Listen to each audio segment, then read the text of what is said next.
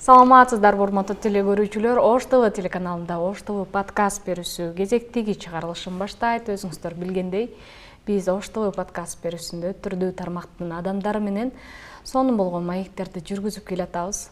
Демек, бүгүн дагы студиябызда өзүбүздүн коногубуз бар. Дароо эле тааныштырам, бул конок кесипкөй инсан. Өзүнүн өмүрүн 40 жылдан ашуун ушул тармакка арнаган Чоң Алай райондук гезитинин башкы редактору, маданияттын мыкты кызматкери Намай Патидин агай биздин студияда конокто. Кош келдиңиз агай, саламатсызбы? Рахмат. Мына жаңырган жылдын алгачкы айында ушул өзүңөрдүн биз сүйүп көрүп жүргөн подкаст берүүсүнө чакырып отурганыңар үчүн силерге чын жүрөктөн рахмат, ыраазычылыгын билдирем. Анан эми Ош ТВ телеканалы баарыбыз үчүн эле сүйүктүү көрүлгөн телеканалдардын бири болуп эсептелет. Айрыкча акыркы мезгилде силердин подкаст берүүңөрдү мен өзүм жеке өзүм кызыгуу менен көрөм. Анан эми бүгүн подкастка чакырып отурганыңыз үчүн дагы бир жолу Гүлиза, рахмат. Сенин бардык суроолоруңа жооп берүүгө даярмын. Албетте агай, сизди биз дагы студиядан көрүп атканыбызга абдан кубанычтабыз. Эмне болсо дагы дал ушул журналистиканы 40 жылдан ашуун эмгектенип келатасыз ушул тармакта. Ушул тармактын адамысыз, мындайча айтканда, журналистиканы жеп ичип койгон инсандардын бирисиз да. Мээнетиңиз сиңген деген сыяктуу канча жылдан бери дал ушул тармак аркылуу үй бүлө багып, өзүңүздүн кесипкөй инсан экениңизди далилдеп келатасыз. Абдан сонун.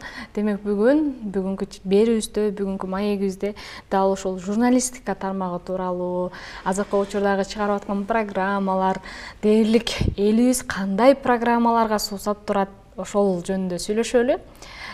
Сиздин эми ушунча жылдык тажрыйбаңызга таянып, көз карашыңызды билгибиз келет, албетте. Анан азыр сөзүңүздү айтып калдыңыз. Ар бир чыгарылышыңарды көрөбүз, атайын берилүү менен депчи. Анан келиңиз ушудан баштайлычы. Буга чейин дагы биз байланышып жүргөнбүз агай менен, телефон аркылуу байланышканда дагы ар бир чыгарылышыңарды көрөбүз деп айтасыз. Анан албетте сын болот. Кандай кемчиликтерибиз бар деген сыяктуу. Эми Гүлиза, сен дагы жакшы суроолорду берип атасың.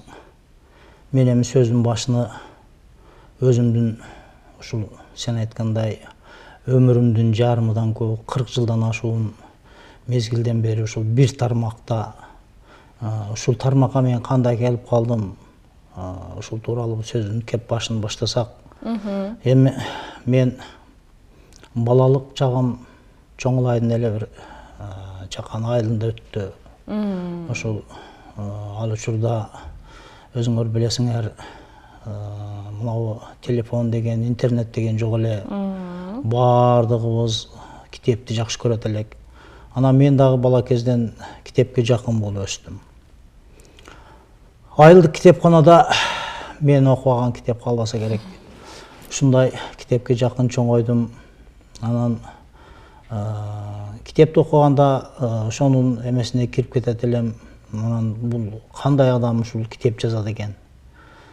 Ушундай чыгармаларды кандай? Ушул чыгармадагы каармандар менен жашап калган күндөр да болду. Анан ушул кызыгуу кийин 7-класста окуп жүргөндө алгачкы жолу журналистикага чейир салдым десем болот. Кыргызстан пионери деген гез чыгат эле ал кезде, Союздун маалы. Ошондон анан алгачкы жолу анда мектеп окуучулары чарбага жардам берет элек, таш терет элек талаада. Ошондой окуучулардын жардамы жөнүндө жардам бердик деген бир чакан макаламды Кыргызстан пионери деген гезиттин редакциясына салып жибергөнүм эсимде.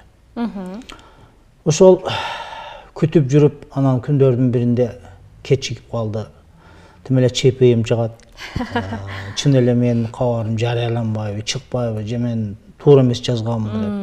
Анан ошентип жүрсөм эле бир күн класс жетекчибиз директорго чакырып калбайбы. Анан мен эмне кылдым экен?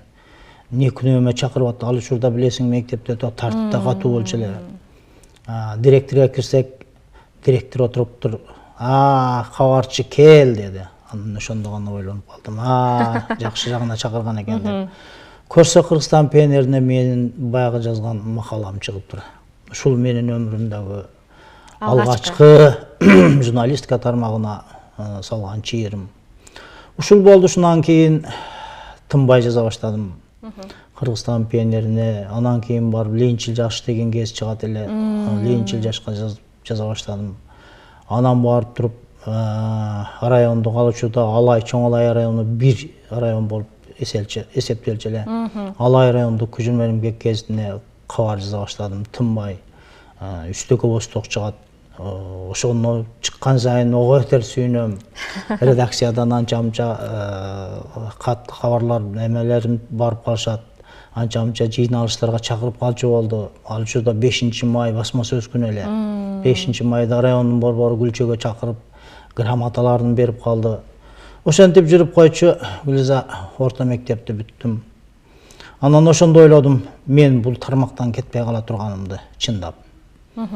Анан ошентип Кыргызстан журналисттер союзунун 2 жылдык атайын курсу бар эле. Мына ушул атайын курска барып, ушуну окуп келип, 21 жашымда эсимде турат. Алай райондук көчүрмө эмгек гезитинин Чоң Алай зонасы боюнча атайын кабарчысы деген штат менен жумушун баштадым.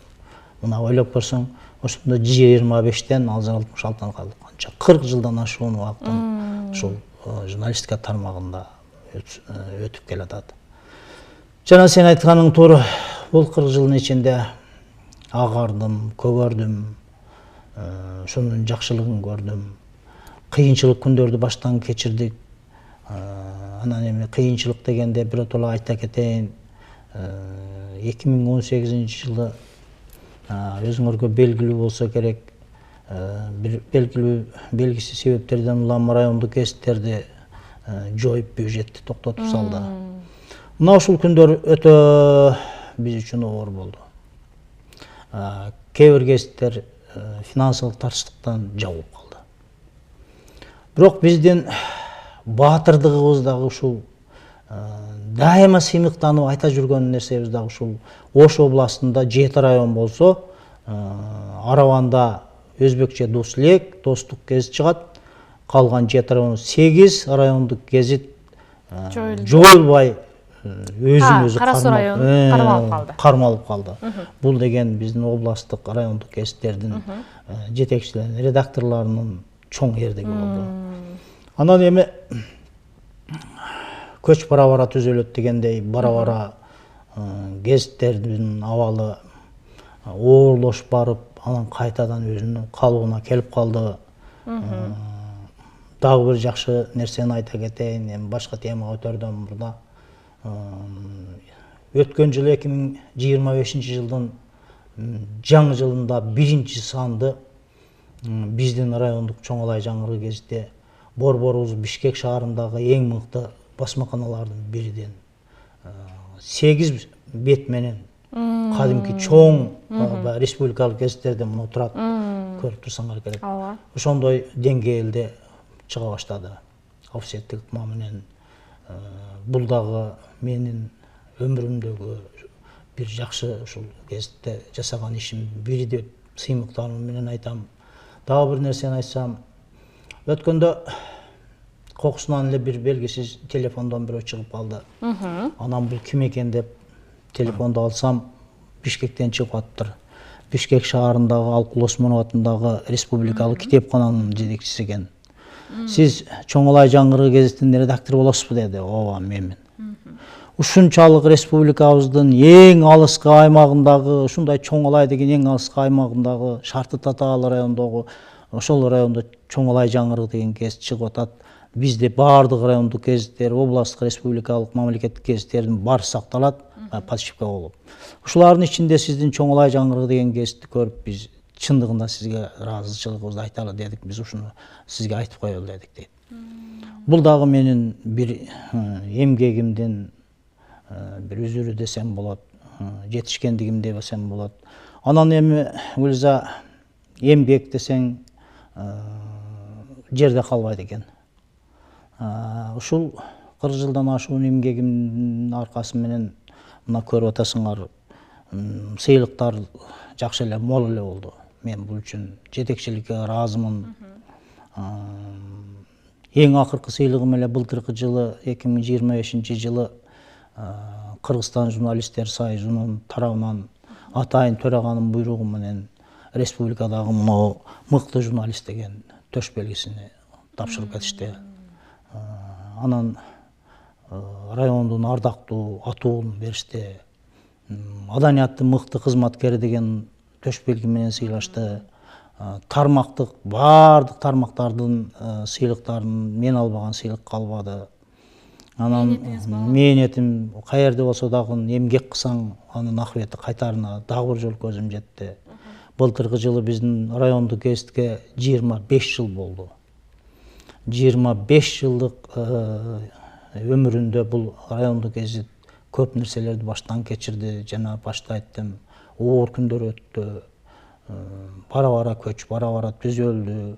Бүгүнкү күнү Кудай кааласа райондук гезитибиз жакшы деңгээлде чыгып атат. Анан эми ушул жерден бир нерсени айта кетпесем болбос. Бул биз толугу менен чарбалык эсептен каржыланабыз. Бизде мамлекеттен эч кандай эме жок. Өзүбүздү өзүбүз каржылайбыз. Жана подписка деп коет. Жазылуудан түшкөн акча менен гана бардык налогубуз, бардык соцфонд, бардыгын ушу менен эметебиз, каржылайбыз.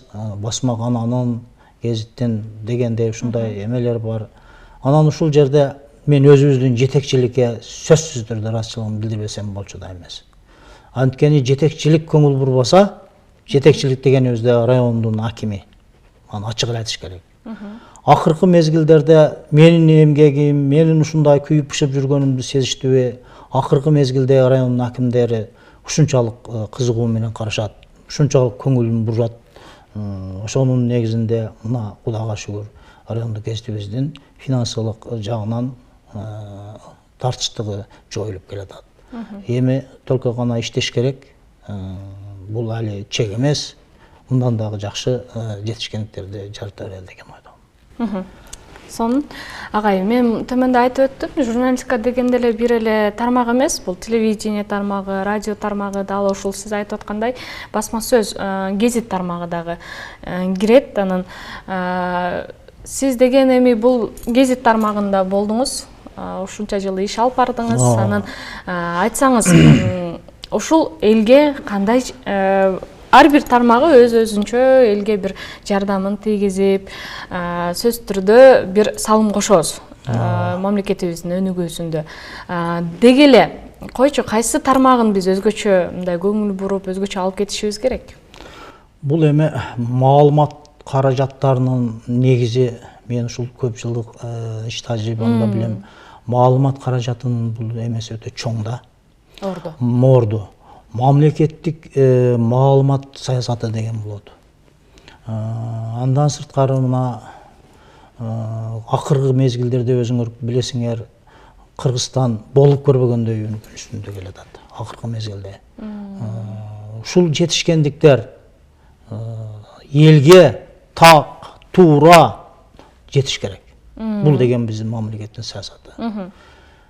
Анан бул саясатты жеткирүүдө мына силердин телевидение, радио, гезит, журнал, басма сөз, ушунун баарын аткара турган вазифасы өтө чоң.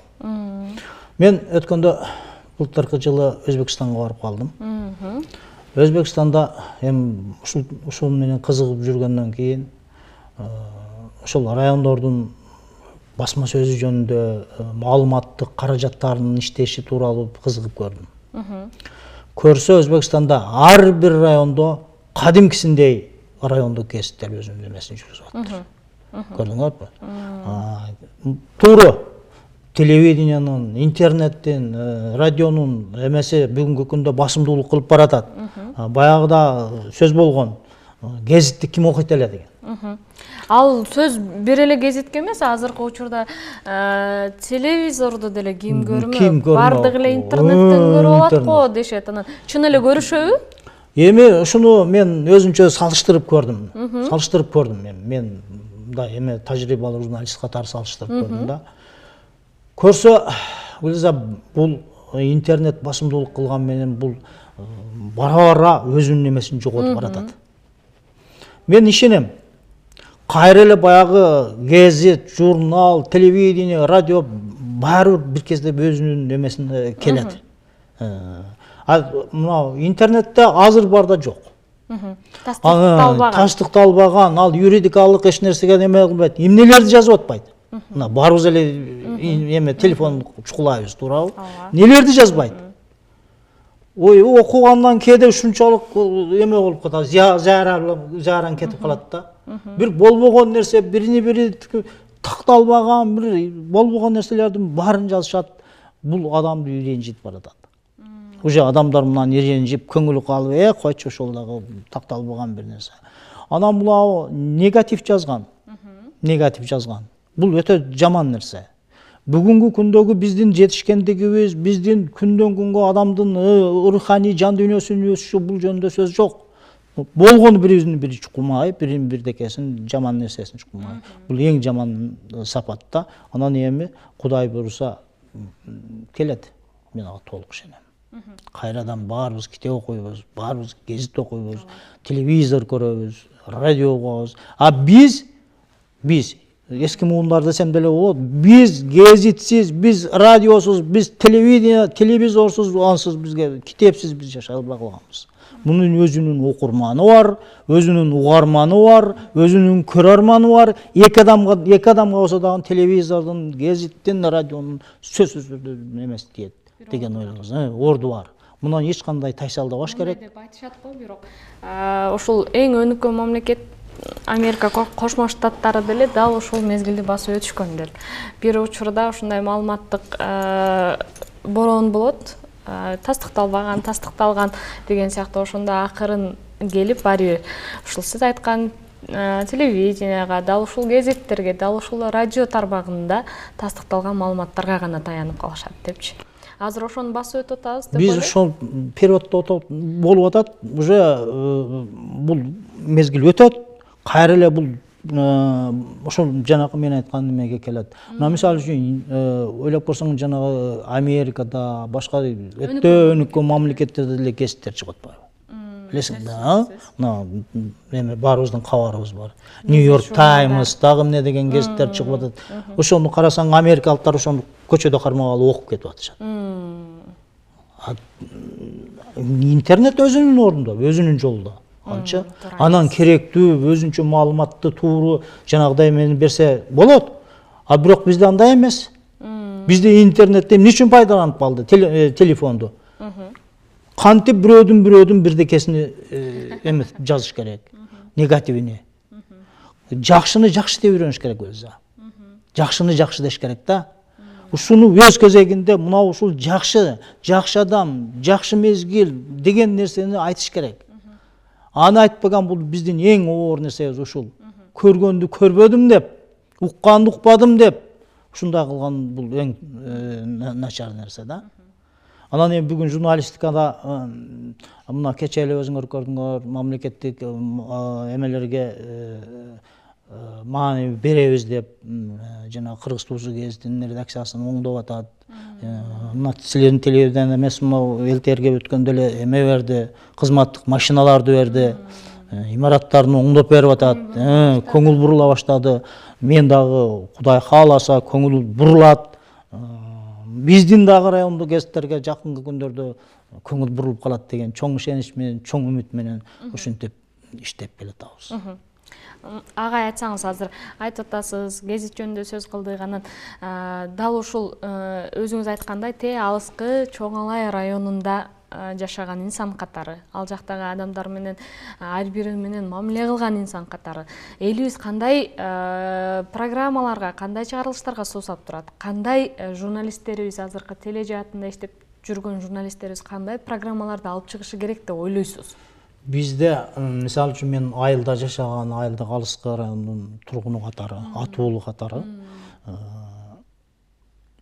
ойлоп булам, бизде ушунчалык жетишкендиктер биздин райондо дагы акыркы мезгилде баягы чоңолай жок да. Өтө өсүп, өнүгүү темпи жогору. Кудайга шүгүр, малуу жаныбыз көбөйүп атат, укмуштай курулуштар курулуп атат, социалдык тармактарда, бардык линияларда, бардык тармактарда чоң жетишкендиктер болуп келатат. Эми жолдун алыстыгы болот, болбосо телевидениянын өзүнүн таасири бар. Шунчалык анча-мынча да элтерден тияк бияктан кабарчылар барып калат. Эми түшүнүктүү, жолдун алыстыгы мындай. Бирок бизден элдин суусап турганы ушул телевиденияда мынау айылдын жашоосу, жөнөкөй жашоочулардын күндөлүк турмуш жашоосу. Ушулар жөнүндө көбүрөөк чыгарылыштарды берип турса, эл дагы ошол немеге кызыгат эле. Телевидениягачы. Анан жанагы эле кургак, супсак эле информациялар болбой калды да. Бүгүнкү адамдар үчүн, бүгүнкү жашоочулар үчүн кургак нерсе менен эч кимди таң калтыра албайсың.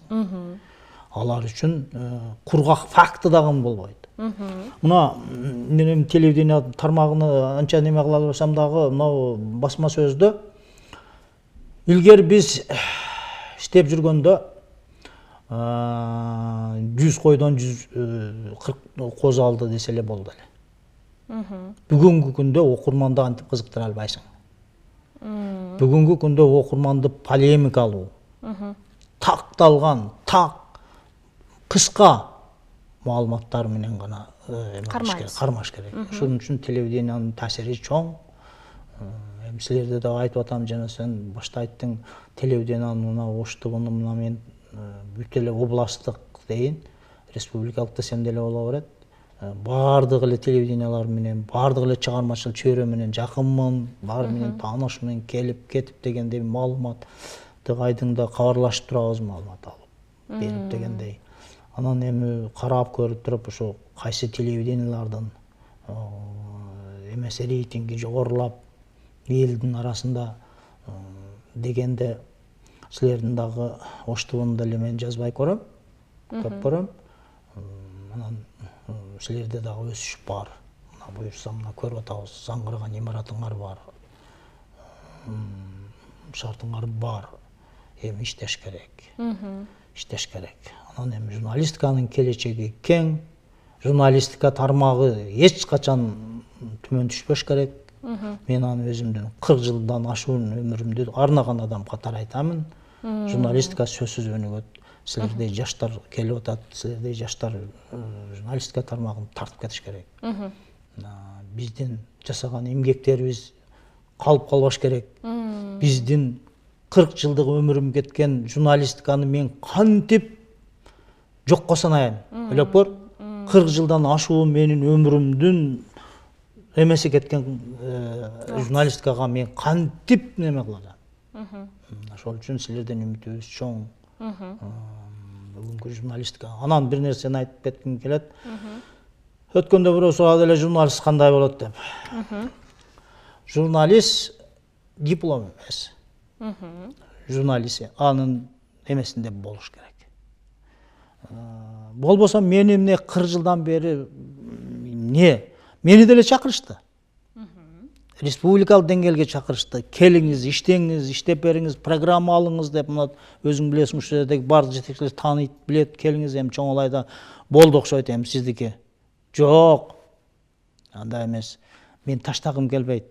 Себеби ушул гезитти ушунчалык деңгээлге алып келгенге чейин мен не күндөрдү көрдүм, биздин чоңлайчылар айткандай, не күндөрдү көрүп мен ушул деңгээлге алып келдим. Болбосо баягы 2018-жылы элдин гезиттер жоюлуп кеткенде кошуп жоюлуп кетпейби да, мен да тура калып туруп башка жагына кетип калсам болот белек билсе. Башка тармагына кетип калсам болмок, же республикалык, же областка кетип калсам болот. Кетким келген жок. Себеби мен бала кезден ушул жана айттым го, ушу гезит кандай чыгат экен? Ушу гезиттен кандай адам жазат экен? Гезитке кандай адамдын макаласы чыгат экен? Дейт элем. Бул эми Алла Таала мага жеткирди. Эми мен эч качан мындан кете албас болуп калгам. Ушул менин өмүрүм болуп калды.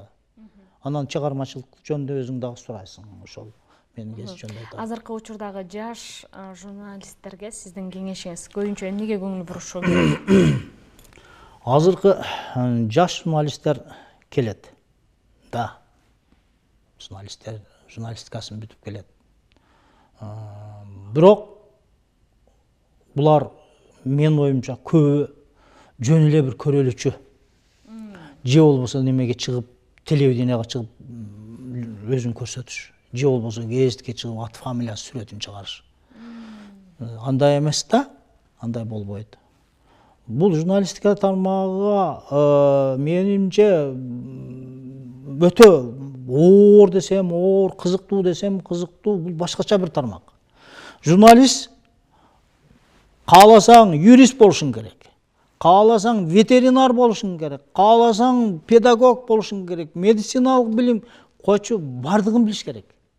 А бүгүнкү жаштар анын баарына жетишпейт да, аны эме кылгысы келбейт. Алар сразу эле келгенден кийин звезда болуш керек. Мына ушунун натыйжасында чыдабайт. Анан эле тура калып кетет.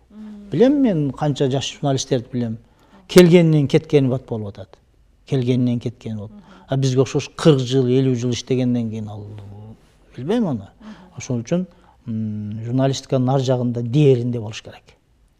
Билим ал башка.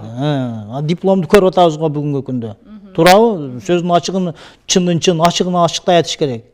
Канча дипломдуулар жүрөт. Туурабы? Сандыктын астында жатат. Чаң басып. Туурабы? Нар жагында бир чымын, кандайдыр бир жараткан Алла Таала берген бир талант болуш керек. Муну айта кетейин, сөз келип калды. Өнөрдү, Гүлиза, өтүкчүлүктү, чач тегиздегенди, жана башка өнөрлөрдү үйрөнүп алса болот. Ал эми талантты үйрөнө албайсың. Талантты жараткан Алла Таалам берет сага. Көрүнгөндө көчөдө жүргөндөр келе мә деп бере койбойт жараткан Алла Тааламчы. Алла Таала өзүнүн назары түшкөн, бизде назар деп коет. Алла Таала өзүнүн немеси келген адамдарга гана берет. Саналуу адамдарга. Мә, сага мына талантты бердим. Эми мынабу талантты ал дагы аны кадырлап, барктап, сыйлап көтөрүп ал дейт. Мына улуу жазуучубуз Чыңгыз Айтматовдун сөзү бар. Талантты дейт.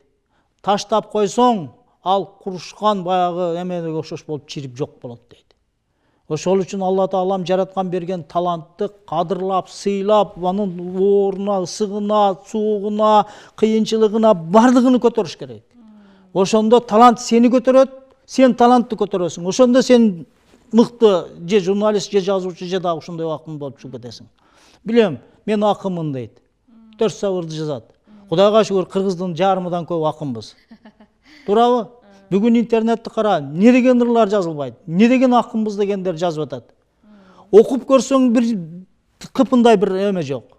Маани да жок, мазмун да жок, эч нерсе жок, жөн эле аягына келди, кетти, ушун менен жок.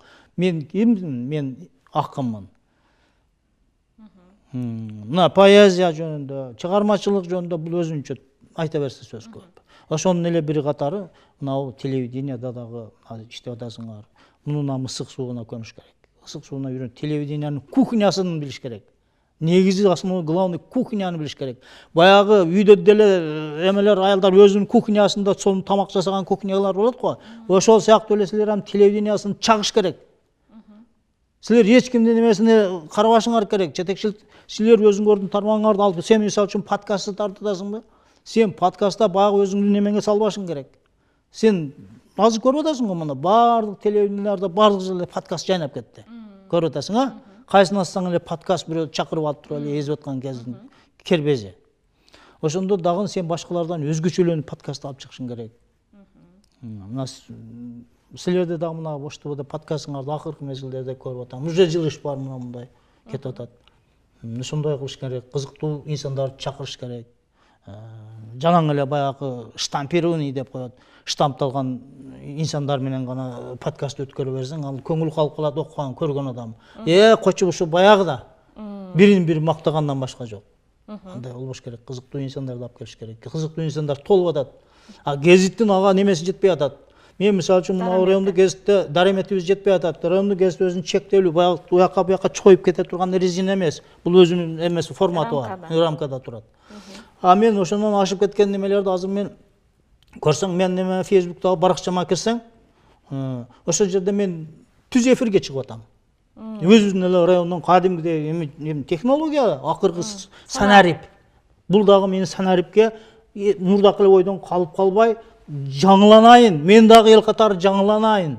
Ушу бүгүнкү жаштардын эмесине кылайын деген ой менен бүгүнкү күнү мен санарип редактор болуп аталып калгам. Гезитим бөлөк, берки түз эфирим бөлөк. Ошону бир көрсөң болот. Мына мен Facebook'та азыр бул мүмкүнчүлүктөн пайдаланып айтып коеюн. Facebook'ка кирип туруп эле Патидин Номаев деген бассаң ошол жерде чыгат. Ошол жерде мен баягы чоңолайга эмгеги сиңген тарыхый инсандар тууралуу, тиягы күү чыгарган, бир кезде Чоңолайдын өсүп өнүгүшүнө өзүнүн салымын кошкон адамдар канчалаган инсандар көз өтүп кетти. Бүгүн алардын атын аташыбыз керек. Даңктап аларды алып чыгышыбыз керек. Бүгүнкү эмелер унутуп баратат. Бүгүн жаштар. Алар дагы Чоңолайдын өсүп өнүгүшү үчүн өздөрүнүн өмүрүн берди. Канчалаган эмгегим кетти, мээнети кетти. Анан эми аны унутуп калууга болбойт. Ал биз үчүн кечиримсиз. Ошол үчүн мен өзүмдүн түз эфиримди ачып алганмын. Кадимгидей чыгамын дагы түз эфирден ошол инсандар тууралуу, алардын басып өткөн жолу тууралуу кенен кесири журналистиканын өзүнүн стили, өзүнүн тили бар, ошонун тили менен айтып берем. Анда да өзүмдүн угармандарым бар. Алар кээде комментарийди езип жазып коюшат. Ага мен деле неме кылбайм, ал менин журналисттик эле эмем, вазипам аткарам. Сонун агай, сонун эфирде олтурабыз, сонун маек болуп атат.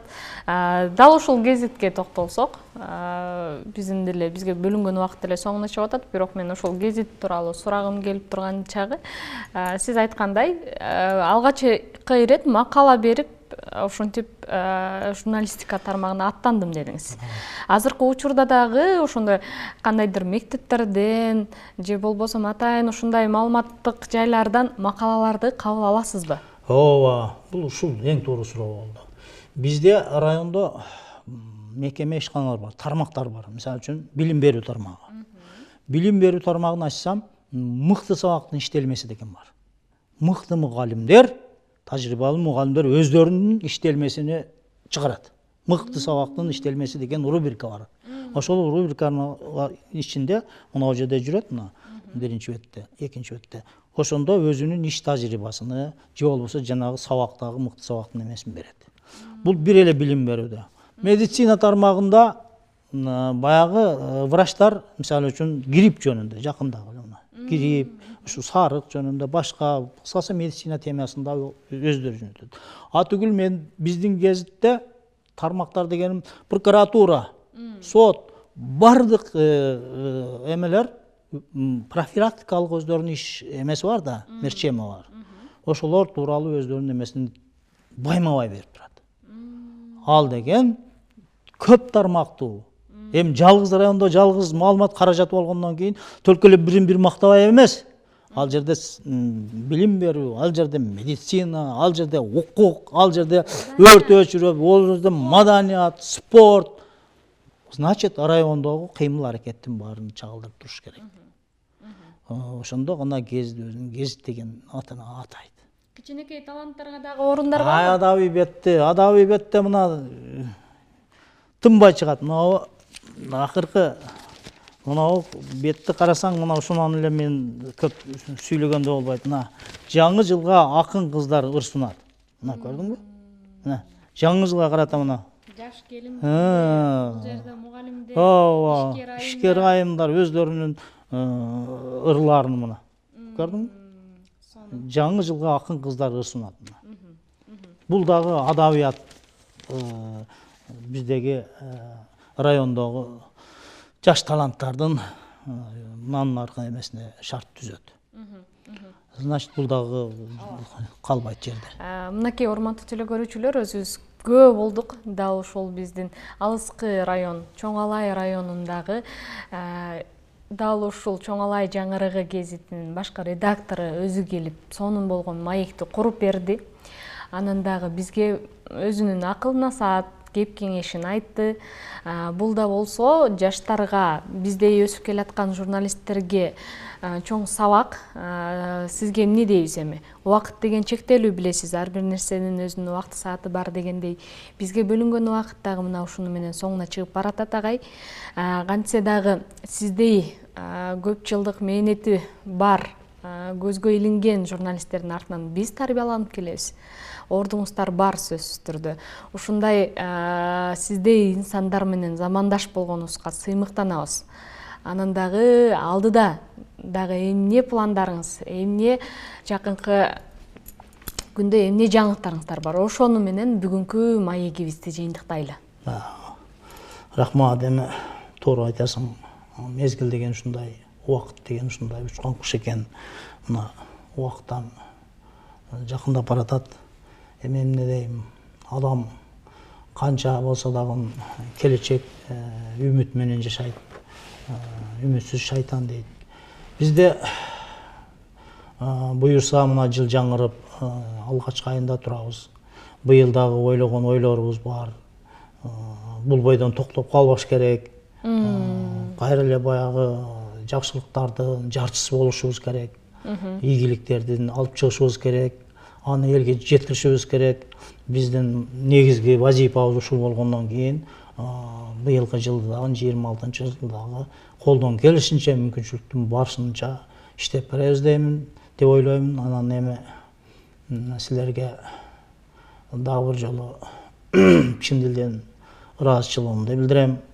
Ушинтип өзүңөрдүн студияңарга чакырып, подкастыңардын мейман боло турганым үчүн дагы бир жолу ыраазычылыгымды билдирем. Силерге дагы жаңырган жылда жакшы ийгиликтер каалаймын. Дайыма эфириңер ушинтип жаркырап, жайнап өзүңөрдөй болуп берсин. Элибиз тынч, журтубуз аман болсун. Чоң рахмат агай. Өзүңүз билгендей, биздин Ош ТВ подкаст берүүбүздүн демөөрчүсү бар. Бул Барбол Атамекендик өндүрүштүк компания. Дал ушул компанияда мына ушундай сертификатты ыйгарамын. Сөз түрдө Барболдун кайсыл жакта болбосун фирмалык дүкөндөрү бар. Дал ушул фирмалык дүкөндөрүнөн өзүңүз каалаган таттууну алып, үй бүлөңүз менен биргеликте таамсыз коесуз деп ишенем. Келип бергениңизге ыраазычылыктарды билдирем. Сөз түрдө кийин дагы сизди дал ушул биздин студиябыздан күтүп калабыз. Жаңылыктарыңыздар болсо, жетишкендиктериңиздер болсо келип байма-бай айтып, кабарлап, калың элибиз менен, журтубуз менен биргеликте бөлүшөсүз деген ишеничтебиз. Алдыда чыгармачылык ийгиликтер сиз үчүн дагы иштешип турабыз деген ойдобуз. Рахмат, дагы бир жолу. Урматтуу телекөрүүчүлөр, сиздерге дагы Барбол кондитердик фабрикасын сунуштайбыз. Атамекендик өндүрүштүк компания. Дал ушул компанияны колдоңуздар. Адал дайыма өзүбүздүн өндүрүштү колдойлу.